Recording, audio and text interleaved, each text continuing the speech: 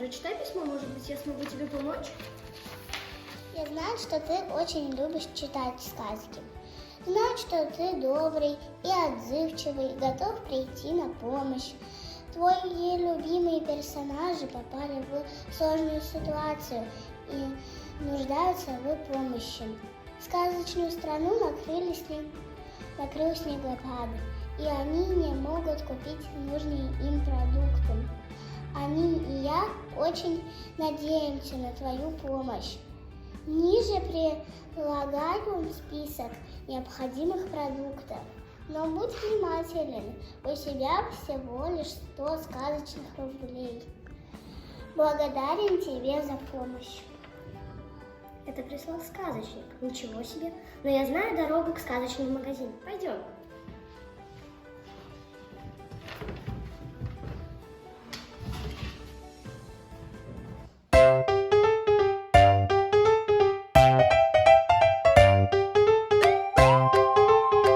Добро пожаловать в наш сказочный магазин. У нас здесь есть большой ассортимент. Что вас интересует? Вау, так много всего.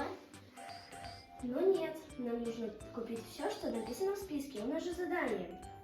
Точно. Для красной шапочки мука, яблоки, сахар. Для Карлсона банка варенья. У вас есть это? Да, все есть. А сколько стоит? Сахар 30 рублей, а яблоки и банка варенья 15. А мука? А мука стоит 40 рублей. Хорошо. Так, Давайте яблоки. так, с нас 15 рублей, правильно? Так, вот, пожалуйста. Может, вместо муки возьмешь игрушечку? Смотри, какой зайчик красивый. Нет, я должна помочь своим друзьям. Может, возьмешь эту игрушечку? Нет. Должна помочь своим друзьям. Ну, хорошо.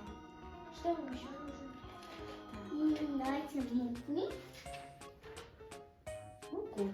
Сколько стоит мука? Мука 40 рублей. Хорошо. Вот. Сахар. Сахар. Сколько стоит сахар? Сахар 30 рублей. Стоит 30 рублей. Вот, пожалуйста.